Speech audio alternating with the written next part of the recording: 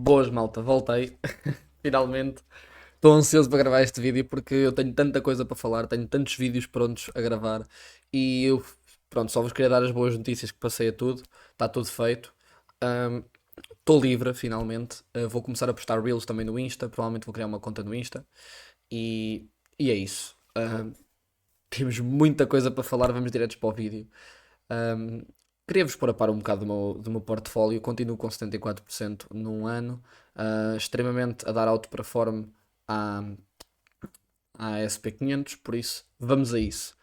O que é que vamos falar neste vídeo? Houve o evento Advancing AI da AMD. Vocês sabem que eu tenho comprado a AMD bastante e pretendo.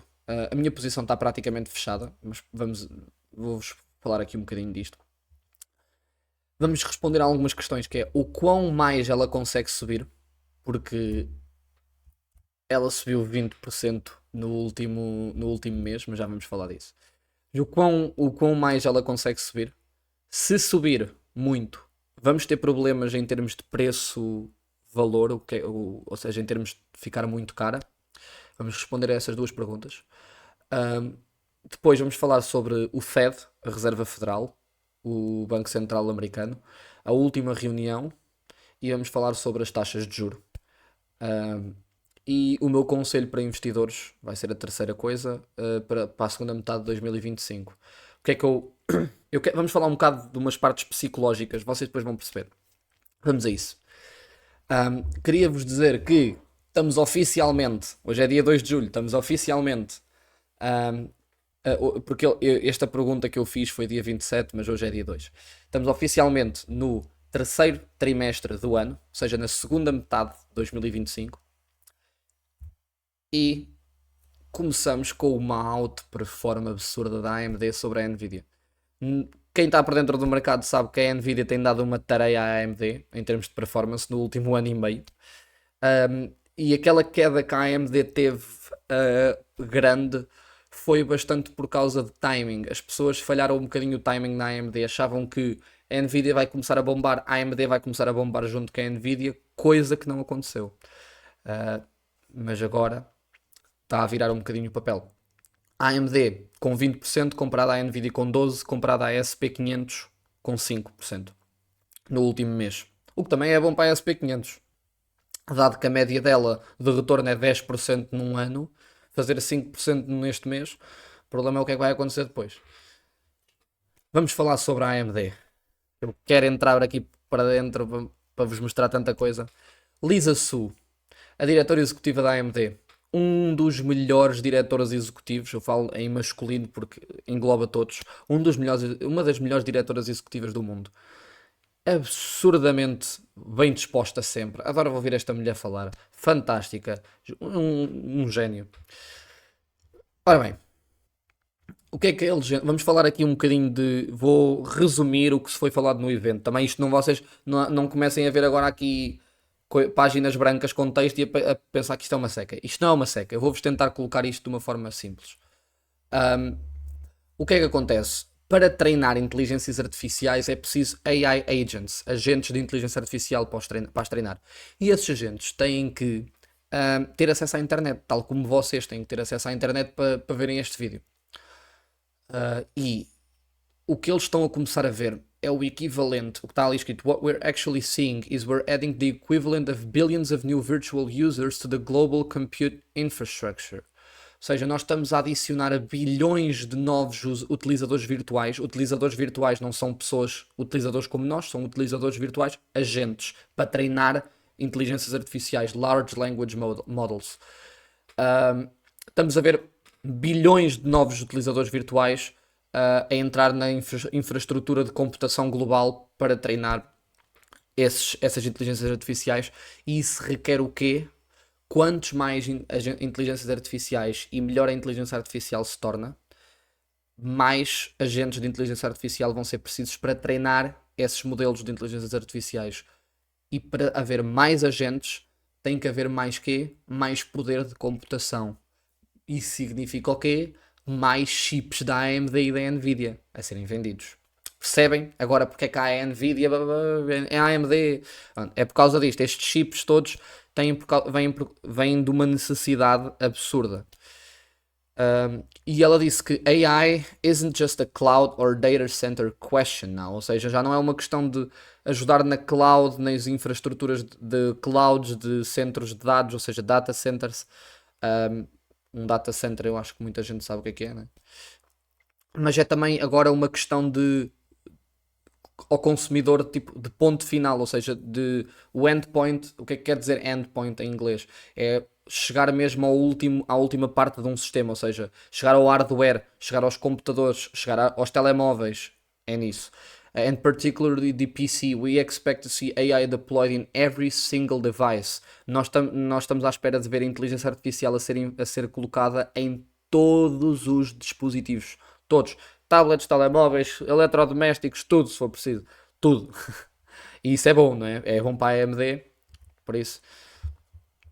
Ora bem, a Lisa Su aqui também disparou uns tiros contra a Nvidia, a falar sobre Su hits another team that's becoming popular among many enterprises hardware providers, open source and openness. AMD is the only company committed to openness across hardware, software and solutions. Su claims the history of our industry shows us that time and time again innovation truly takes off when things are open. O que é que ele está aqui a dizer? Está a disparar tiros à Nvidia porquê?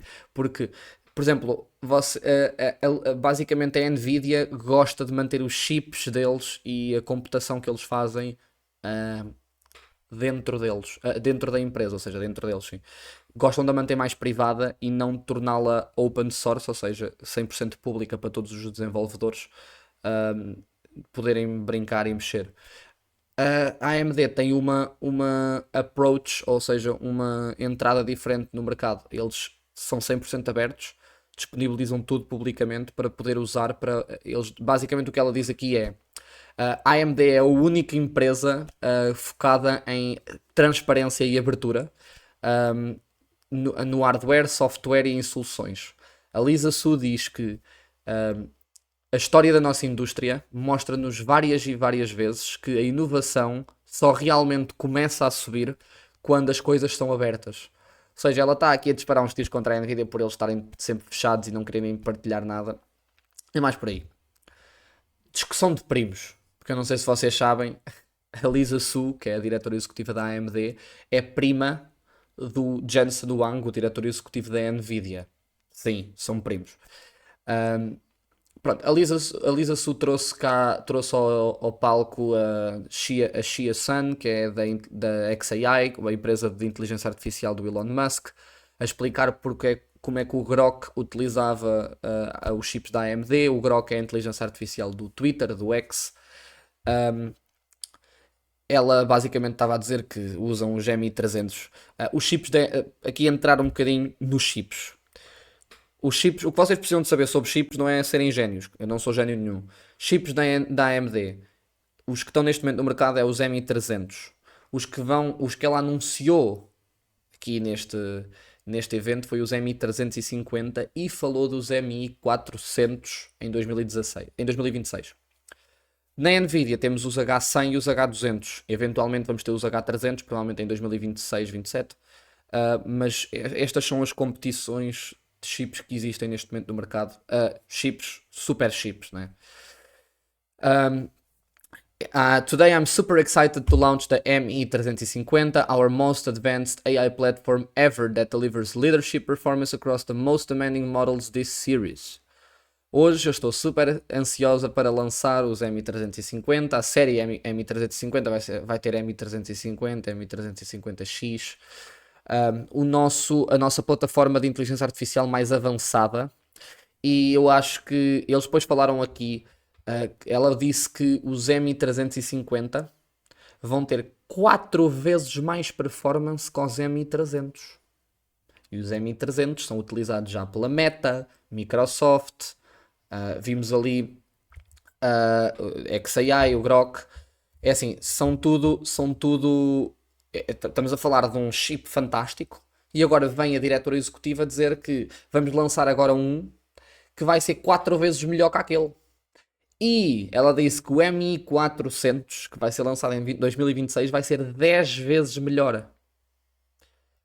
Pensem bem no que é que isto significa. Ora bem, está aqui. Sue claims that ME300 and 350 series, ou seja, o ME350, vai trazer a massive 4 times generation leap, ou seja, um avanço de geração de computação de inteligência artificial 4 vezes maior do que o MI300. Que é absurdo, não é?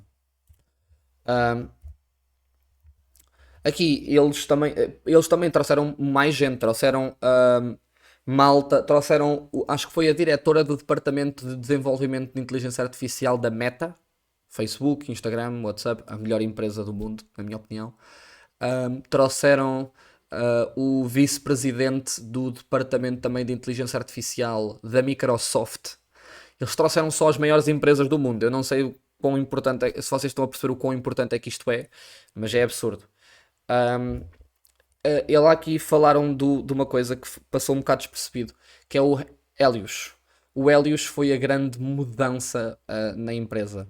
O Helios, a Double Wide Rack Scale Offering. Isto é basicamente um sistema que já vem tipo uma placa mesmo, um sistema com já GPUs e CPUs, que permite tipo fazer várias funções complexas ao mesmo tempo, mas de uma forma em grande escala. Por isso é que é diferente dos chips, é basicamente uma junção de chips com mais coisas. É uma boardzinha, é um sistema de inteligência artificial, basicamente, de treino. E ela diz que isto vai ser um game changer. Eu ainda vou entrar mais por aqui noutro vídeo. E quando ela der mais também informações, eu vou esperar pelo relatório de contas que vem aí. Mas é isso. Agora, é que veio a grande coisa. And now, a surprise guest, someone who's really an icon in AI. Sam Altman, CEO of OpenAI. Sim, houve um convidado de surpresa e foi o Sam Altman, o diretor executivo da OpenAI, do ChatGPT. Só a pessoa mais importante neste momento da inteligência artificial no mundo. Isto aqui, eu só queria mandar para o outro lado uma analista que eu vi na CNBC, que é a maior empresa de notícias, o maior canal de notícias de investimentos, a dizer que eu não sei se a AMD sequer precisa para o mercado. Até parece que foi paga pela Nvidia para dizer aquilo, porque não faz sentido nenhum. Isto aqui, este evento prova que aquela mulher estava estupidamente errada e que o Sam Altman veio aqui dizer algumas coisas importantes e vamos ver o quê. Primeiro ele começou a falar um bocado sobre o mercado, sobre como é que a empresa dele vê o mercado. Ele disse que I think models have gotten good enough that people have been able to build really great products.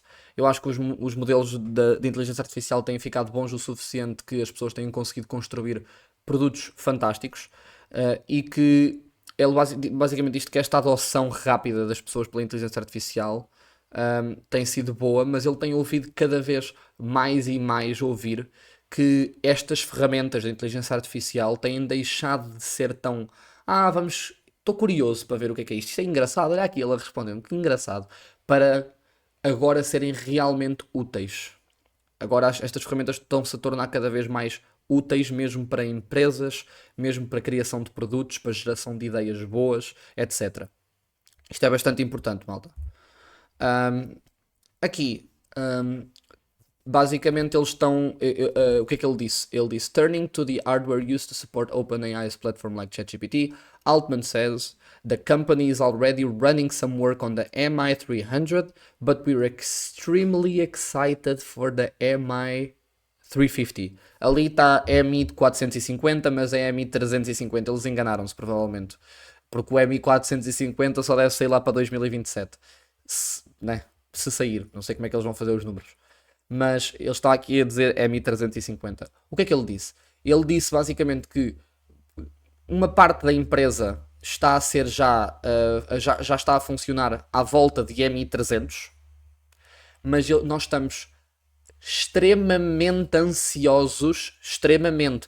Vocês têm de ter bastante cuidado com as palavras que pessoas extremamente poderosas e diretores executivos dizem. Ele escolhem bastante bem as palavras. Ele disse extremamente ansiosos para o lançamento do MI350, que foi lançado neste evento. Isto diz muita coisa sobre a AMD. O que é que significa? Que nós vamos começar a ver. Nós temos de perceber uma coisa: quando há o lançamento de um chip, instantaneamente no mês a seguir não entra nos números, não afeta os números da empresa. Mas vamos começar a ouvir falar do MI350 no próximo relatório. Uh, o segmento de data center vai continuar a subir a receita. Subiu no último ano 57%, mas vai continuar a subir. E o embedded segment, que é o segmento integrado, preparem-se que vai arrebentar. Subiu 3% do último ano, 800 milhões de receita, comparado a 4 mil milhões. É pouco, mas vai explodir. Vai explodir. Ora bem, vamos falar um bocadinho aqui sobre o. Mas, ok, está bem, tu falaste sobre o evento fantástico, mas e finanças da empresa e como é que está os dados micro da empresa? Ou seja, como é que está, se ela está cara, se ela está barata, como é que está em termos de preço e isso tudo? É assim, eu queria primeiro falar aqui de uma coisa que é, os analistas fazem análises às empresas. Neste momento nós vimos finalmente o shift, a troca de abril para maio, junho, vimos a troca de deixou de haver analistas negativos na AMD. Neste momento vocês não têm analistas negativos, têm analistas que dizem, pá, se compraram ações fiquem com as que têm, e há outros a dizerem comprem e outros a dizerem comprem muito. É só isso cá, não há ninguém a dizer vendam. Um, Isto foi um shift que aconteceu agora. Uma mudança que houve agora nos últimos 2 meses.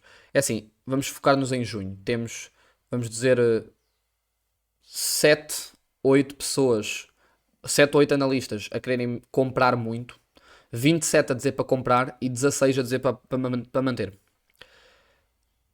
O que é que acontece? Foquem-se no preço da AMD. A AMD está a 136 dólares por ação neste momento, 137, depende. Aqui estava a 144 quando eu tirei print, mas houve uma mini queda. Uma queda, pronto. O que é que acontece? Os analistas têm que, para além de darem o seu veredito sobre vender, comprar, manter, etc., têm que dar price targets. O que é que são price targets? Preços-alvo. Ou seja, até eu tenho que fazer isso, eu tenho isso. Eu tenho, por exemplo, o meu preço-alvo para compra da AMD é 150 dólares por ação. Eu a partir de 150 para cima não compro mais. Não quer dizer que eu esteja a comprar neste preciso momento. Né?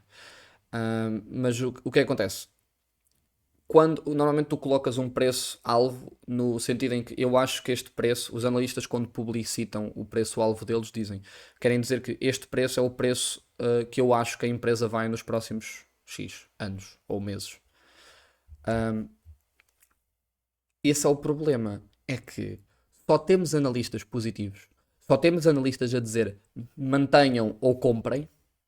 O problema é que o preço-alvo médio dos analistas é 130 dólares, que está abaixo do preço real. O que é que isto significa? Significa que eles não podem ficar negativos na AMD, eles não vão. Isto não significa, se o preço que eles, o preço-alvo deles está abaixo agora, ou seja, a AMD já ultrapassou o preço-alvo deles, significa que eles agora vão começar a querer vender. Não. Porque eles não estão negativos na AMD, não estão a ver um aumento de analistas a falarem de vendas, a falar de vender. O que é que isso significa? Eles vão ter, e também o evento que aconteceu agora, o momento que a AMD está a ter neste momento, tu és louco se vieres dizer que a AMD deve descer, ou que devem vender a AMD, porque tu, como analista, tens uma coisa chamada reputação, né? O que é que isto significa? Eles vão ter que aumentar o preço-alvo deles, e aumentar ali a chegar-se para os 200, 175. Ainda há 3 dias, 4 atrás, vi uma notícia de um analista a aumentar de 110 para 175. Eu começo a ver cada vez mais aqui, ali, vou ali àquele site, vejo um analista a subir o preço, tum, tum, tum. Confiem, já não há razão para estar negativo na AMD, para estar bearish. Preparem-se para subidas de preços-alvo. E aqui entramos para a avaliação, mas a empresa está cara, está barata. Para uma empresa que cresce como a AMD e que tem a projeção de crescimento na AMD, um rácio preço-lucro de 38 é baixo. É baixo. e um rácio preço-lucro de 2 anos, nos próximos 2 anos, de 24, é baratíssimo, tendo em conta, vocês têm que perceber que é aquilo que eu já vos expliquei uma vez. O mercado troca a cerca de 20, 25 de preço-lucro médio, em média. Se uma empresa vai crescer 5 vezes mais que o mercado normal, pode comandar um preço-lucro 5 vezes maior. Ora bem, a AMD vai crescer para aí 3 vezes mais que o mercado nos próximos 2 anos, mas o rácio preço-lucro dela está minimamente perto do mercado, do preço-lucro de mercado, ou seja, ela está a valer mais ou menos o mesmo que o mercado em média vale, mas vai crescer mais. Não preciso dizer mais nada, certo? Tendo em conta que o próximo relatório de contas vai sair nas últimas 2 semanas de julho ou nas primeiras 2 semanas de agosto, eu não sei, mas neste espaço de tempo vai ser o próximo relatório de contas.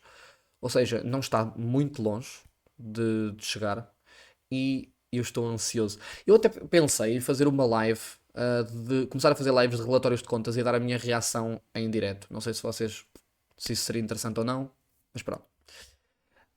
Agora, é que eu queria que vocês pensassem, ou seja, o evento foi fantástico. Vem aí um crescimento na receita absurdo com os novos chips. A empresa não está cara. Os analistas não podem estar negativos. Não há más notícias na AMD. Mas vocês pensam, ela subiu 20% no último mês. Isso é muito. Já perdi muitos ganhos. Se vocês puxarem para o último ano, ela desceu 16%. Ainda está 16% negativa. Foi uma empresa que chegou a 180, não se esqueçam. Ela teve já a $180 por ação. Neste momento está a 136, 137. Ainda está down. Ainda vale a pena comprar. O meu price target está a 150. Eu a partir de 150 não compro mais. Porquê? Simplesmente pelo facto de que eu já tenho uma posição seguramente aberta e já está minimamente grande. Vamos agora responder às questões iniciais. O quão longe ela consegue ir? Resposta curta: nos próximos 2 anos, 200 para cima. Se não houver uma recessão gigante, ok? Se não houver uma crise, como é óbvio. Vamos ter problemas em termos de valuation, em termos de valor, se ela vai ficar muito cara. Para já não. Especialmente se continuarem a destruir expectativas. O que é que acontece? Porque é que isto tem aqui uma parte escondida? Destruir expectativas é relativo. Porquê? Os analistas têm umas certas expectativas para o relatório do trimestre. Eles destroem. Próximo, os analistas aumentam as expectativas. Eles destroem. E sempre assim. Mas vai chegar a um ponto que uma empresa não consegue crescer infinitamente. Tanto a Nvidia também vai ter uma queda na receita. Tipo, vai deixar de conseguir destruir as expectativas dos analistas. Isso acontece sempre. E quanto mais a empresa sobe, maior é o bull cycle dela, depois maior vai ser, mais tempo ela vai ficar sem ter um grande crescimento. Eventualmente a AMD vai ficar cara, especialmente se estiver constantemente nos próximos 2 anos a destruir as expectativas dos analistas. Mas por agora vocês estão tranquilos com valuation que ela cara não está. Bem, Jerome Powell, o Banco Central americano. Vamos falar um bocadinho sobre isto, que isto é importante. Eu queria que vocês entendessem aqui um bocadinho sobre o que é que se está a passar aqui. O Jerome Powell, para vocês entenderem, ele disse que ia ser. Ele é bastante criticado numa coisa que é. E todos os presidentes dos bancos centrais são, que é estarem demasiado tarde, por exemplo. Vocês precisam de perceber aqui uma coisa primeiro. Eu só queria vos explicar aqui isto. Ok? Certo. Espera aí, deixa-me só afastar aqui um bocadinho. Porque. Ok, agora vocês conseguem ver tudo. Como é que funcionam taxas de juro? Taxas de juro é extremamente importante. Para quem me diz, isto é uma seca. O que é que não é uma seca para ti? Jogar a computador. Tens 20 e tal anos. Jogar a computador é o que é fixe para ti? Por amor de Deus. Vamos começar a ter um bocadinho de cérebro, começar a perceber que isto aqui não é preciso tu quereres entrar no mercado de ações ou ser um gênio disto para perceberes isto. Tu precisas de perceber isto porque isto afeta afeta tudo, afeta as taxas de empréstimos, as taxas de hipoteca, dos créditos de habitação, ou seja, se tu escolhes um momento errado, escolhes um momento em que o Banco Central Europeu está a subir taxas de juro e tu decides fazer um empréstimo numa casa, vais-te lixar, vais pagar taxas muito mais, de hipoteca muito mais altas do que pagarias se soubesses como é que o mundo funciona, por isso deixa de estar colado no computador a jogar com o computador 3 ou 4 ou 5 horas por dia e aprenda um bocadinho sobre finanças pessoais, sobre economia e sobre como é que o mundo funciona. Obrigado. Bem, economia muito quente. Ou seja, quando a economia está a crescer demasiado rápido, sim, esse conceito existe. Não é? A economia está a crescer, bué, é bué da bom. Não é? Porque quando a economia cresce muito rápido, causa o quê? Uma palavra que ninguém gosta: inflação. Daí, quando a inflação começa a aumentar, quando a economia está demasiado quente, demasiada estimulação, a inflação começa a subir, taxas de juros, o que é que a Reserva Federal faz? Aumenta taxas de juros. Aumenta as taxas de juros para desacelerar a economia. É como se fosse, imaginem um fogo, um incêndio e mandarem água para lá para apagar o fogo. É tipo isso. Ao aumento das taxas de juros é tipo para acalmar a economia. O oposto é quando a economia está muito parada ou fria, está a estagnar.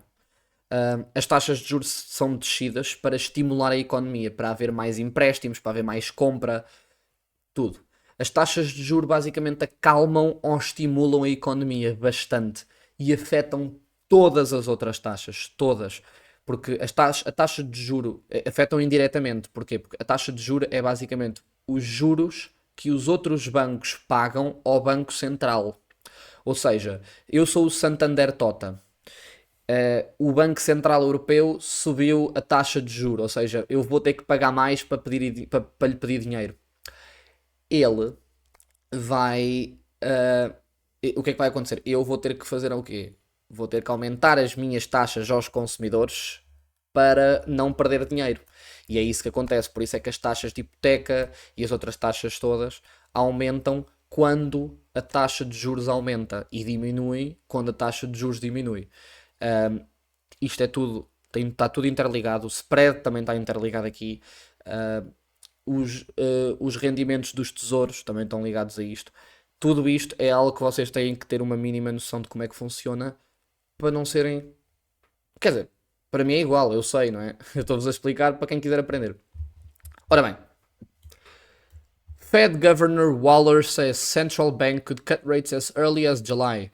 O governador do Fed, não é um dos governadores do Fed, o Waller, porque ele não é o presidente é o Jerome Powell. O Waller diz que o Banco Central pode cortar as taxas de juros já em julho. Para quem não está por dentro de nada disto, tem havido uma guerra entre aqui estes dois senhores, que é, basicamente, o Trump acha que as taxas de juros deviam ser cortadas já. Já deviam ter sido cortadas e que o Jerome Powell as deve cortar. O Jerome Powell acha que não. Aqui entra uma discussão e uma confusão e uma guerra entre eles. Porquê? Porque, como é que isto vai funcionar? Vou-vos explicar tudo. O Jerome Powell vai estar mais 10 anos, mais 10 anos, mais 10 meses. O contrato dele tem mais 10 meses como presidente do Banco Central. E o que é que vai acontecer aqui? Ele está com medo das tarifas. Mas nós temos aqui que perceber este espectro todo. Eu vou-vos explicar. Porque é que o Jerome Powell, eu estava a dizer ao início que o Jerome Powell é bastante criticado? Ele é bastante criticado por ser, eles chamam-lhe o Too Late Powell. Porquê? Porque ele normalmente está sempre demasiado atrasado. No Covid esteve, em 2022 esteve atrasado em quê? Em aumentar as taxas de juro. Ele, quando viu a inflação a subir, ele demorou muito tempo a aumentar as taxas de juros. Eles têm sempre esta dificuldade que é, estão sempre bastante atrasados de acordo com a realidade. E estas taxas, tipo, o que acontece quando as taxas de juros aumentam, o efeito que isso tem na economia demora a entrar na economia, não é instantâneo. Pronto, o Jerome Powell não lhe correu muito bem as últimas duas vezes que ele teve que aumentar ou diminuir drasticamente taxas de juros, porque ele não quis aumentar antecipadamente, então teve que aumentar bué depois. O que é que aconteceu? O Trump acha que, para contrariar, o Trump basicamente acha que as tarifas vão desacelerar atrasar a economia. E como o Trump acha que as tarifas vão atrasar a economia, ele pediu ao Jerome Powell para cortar taxas de juros para estimular a economia mais e para dar, entre aspas, mais vontade à população para continuar a gastar.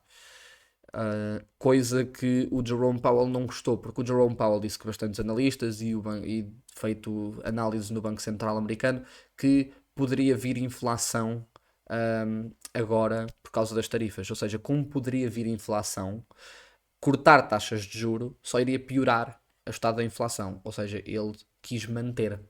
Ele disse que ia manter até começar a ter dados claros. O problema é, ele não está a fazer o que prometeu, o Jerome Powell, porque o Jerome Powell prometeu ser data dependent, dependente de dados. Ele, depois do que aconteceu em 2022, ele disse: nós vamos nos focar apenas em dados reais. Não vamos falar de especulações, não vamos falar de possibilidades, vamos falar de dados reais. Nós vamos tomar decisões baseadas em dados que nós conseguimos ver. Coisa que eles não estão a fazer. Eles estão-se a basear muito na opinião e na possibilidade. Ele está sempre assim: tarifas isto, tarifas aquilo, tarifas podem isto, tarifas podem aquilo. O problema é que não aparece nos números. Ou seja, ele está a tomar decisões. Eu não estou a dizer que é errado. Estou a dizer que ele não está a fazer o que prometeu. É diferente. Ele não está a tomar decisões baseado no que vê. Ele está a tomar decisões baseado em possibilidades. Que foi o que fez com que não corresse bem as últimas vezes que ele cortou taxas de juros. Estão a perceber? Isto pode dificultar bastante a vida ao Trump e aos Estados Unidos, como pode não. Tudo depende. A questão aqui é, temos pessoas como o Governor Waller, do Banco Central americano, a dizer que deviam cortar. Porquê? Isto também é um jogo de quem é que vai tomar o lugar do Jerome Powell quando ele se reformar ou quando ele sair do cargo daqui a 10 meses. Porque vai ter que haver alguém. E normalmente quem é que escolhe o candidato à presidência do Banco Central americano? O Trump. Então, as pessoas que estão dentro do Banco Central americano e que querem chegar à posição de presidente, se calhar vão ter uma opinião parecida com a do Trump, para fazer o Trump feliz, para o Trump o escolher a ele para presidente do Banco Central americano. Isto é tudo também um jogo de egos e um jogo de coisinhas assim que não parecem à primeira vista, mas podem ser. A questão é, quem é que tem razão, neste caso, ligeiramente o Trump. Temos que ser honestos. Porque, de acordo com os dados que eu também vejo, apresentam tudo uma desaceleração da economia. Muitos dados apresentam uma desaceleração da economia. Há alguns que saíram agora há pouco tempo, que eu vou falar no próximo vídeo, que é basicamente o job openings, aberturas de trabalhos e o sentimento do consumidor. Ambos vieram positivos. Ou seja, isso demonstra o quê? Uma economia a crescer, a subir. Ou seja, nós temos dados de economias, por exemplo, no mercado imobiliário, etc., de construção, temos dados que mostram a economia a desacelerar, o que dá razão ao Trump. Por outro lado, temos dados que mostram que a economia está saudável, o que não dá razão a nenhum. Só demonstra que a economia está saudável. Aliás, dá razão ligeiramente ao Jerome Powell. O que é que acontece aqui? Teoricamente ele já devia ter cortado um bocado, na minha opinião. Mas isso também varia muito de opinião para opinião. Ora bem, vamos falar agora da terceira coisa, que é o meu conselho para investidores na segunda metade de 2025. Eu queria que vocês percebessem aqui uma coisa, que é as emoções desempenham um papel crucial na tomada de decisões, está ali escrito, né? Influenciando interesses, percepções e comportamentos. Impacto na racionalidade. Vejam isto. Embora muitos acreditem que as suas decisões são baseadas puramente na lógica, as emoções frequentemente atuam como um atalho que influenciam novas avaliações de risco e recompensa. As emoções não devem ser vistas como barreiras à racionalidade, mas como modificadoras do processo da tomada de decisão. Por exemplo, a teoria da racionalidade limitada sugere que a ausência de informação ou a pressa nas decisões podem levar a escolhas impulsivas, frequentemente motivadas por emoções intensas. O que é esta parte é importantíssima? A ausência de informação ou pressa nas decisões. Pressa nas decisões leva-nos aonde? FOMO. Não sei se já alguma vez ouviram esse termo. Fear of missing out. Medo de não participar, medo de ficar de fora, medo de perder uma oportunidade. Isto aqui é uma coisa que acontece bastante no mercado, especialmente quando o mercado começa a subir muito. Um, e nós vamos falar aqui um bocadinho sobre isto. O que eu quero vos dizer nesta parte é: não se sigam por emoções do que vos parece bonito e o que vos parece aqui. Vocês têm de se focar, ser o máximo devem fazer o que o Fed devia fazer e ser dependentes de dados. Pesquisar racionalmente sobre uma empresa, ver se uma empresa é boa, não se ligarem demasiado às vossas ações, não estarem constantemente. As vossas ações são as vossas ações, vocês são vocês e vocês devem olhar para aquilo como um negócio, como também pode ser divertido, mas não se deixarem emocionalmente afetar. Por exemplo, tem aquela malta que adora ver jogos de futebol e que vê um jogo de futebol e que se diverte, e tem aqueles que até andam à porrada e espancam-se uns aos outros por causa de futebol. Isso é o quê? Juntar emoções a uma coisa que não se deve juntar emoções. É a mesma coisa aqui, certo? O que é que pode causar FOMO? FOMO, como está ali, medo de ficar de fora, de não participar, medo de perder uma oportunidade. FOMO acontece muitas vezes quando o mercado começa a subir, as pessoas que não entraram no mercado, que estavam mais céticas, não sei se este mercado, começam a querer entrar rápido porque eu não quero perder isto, já perdi 50% de subida, vou perder mais. Isto aqui causa o quê? A pressa nas decisões causa as escolhas impulsivas e a más decisões. Por isso é que isto está tudo interligado. Por isso é que é preciso também ter assim um bocadinho de entender como é que a mente humana meio que funciona. Mas o que é que pode causar FOMO a esse tipo de pessoas neste momento? As ações mais populares e conhecidas continuarem a subir, como a Palantir, Tesla, Hims and Hers, várias outras empresas, Robinhood, que tem vindo a subir bastante. Quando essas empresas mais populares do retalho das pessoas, dos investidores mais baixos, começam a continuarem a subir, isso pode causar FOMO para muitas outras pessoas. O mercado de IPOs continuar a bombar. O que é o mercado de IPOs? O mercado de IPOs é IPO, Initial Public Offering. Oferta pública inicial. É quando uma empresa deixa de ser privada e passa a ser pública, ou seja, entra no mercado de trocas. Entra no mercado de ações. Pronto, este mercado de OPIs, em português, ofertas públicas iniciais, este mercado de OPIs tem vindo a bombar. Literalmente todas as semanas, pelo menos duas empresas, aparecem notícias de duas empresas. IPO desta empresa, IPO daquela empresa. Fosca-se, mas tanta empresa a virar pública agora. É a altura também do ano em que as empresas viram públicas, especialmente saindo de uma recessão em 2022. É normal que agora haja isto. Se ele continuar a bombar, isto vai continuar a estimular entradas no mercado de dinheiro, de capital, entrada de capital no mercado, e isso vai fazer com que possa criar FOMO. E, por fim, small caps começarem a subir agora quando o Fed começar o ciclo de cortes. Porque o Fed vai cortar taxas de juros, a não ser que a inflação suba estupidamente. Em princípio, em setembro. Isso é quase garantido. Quase garantido. Pelo menos o mercado está à espera, está a contar com um corte em setembro. Claro que se não houver esse corte em setembro vai ser mau para o mercado. Se houver, vai ser bom. Mas quando este ciclo de cortes começar outra vez, se as empresas pequenas, aquelas empresas que têm 3 dólares, quando, tenho de dizer que essas empresas de 3 dólares para 6 são 100% de crescimento, é absurdo. Quando essas small caps, essas empresas pequenas começam a subir, essas empresas fazem 1000% a cagar. Por isso, quando essas empresas começam a subir, a malta tende também a ter bastante FOMO. Mas é isso, foquem-se a longo prazo. Não há, é impossível, ninguém pode debater comigo que os melhores investidores do mundo todos investem a longo prazo. É o melhor tipo de investimento, porque eu consigo ter retornos iguais às vezes a traders, com muito menos risco, com mais cautela e não estou a apostar no casino. Como o Warren Buffett diz, the stock market is a device for transferring money from the impatient to the patient. O mercado de ações é um dispositivo de transferência de dinheiro dos impacientes para os pacientes. Isto é o maior investidor do mundo a dizer isto.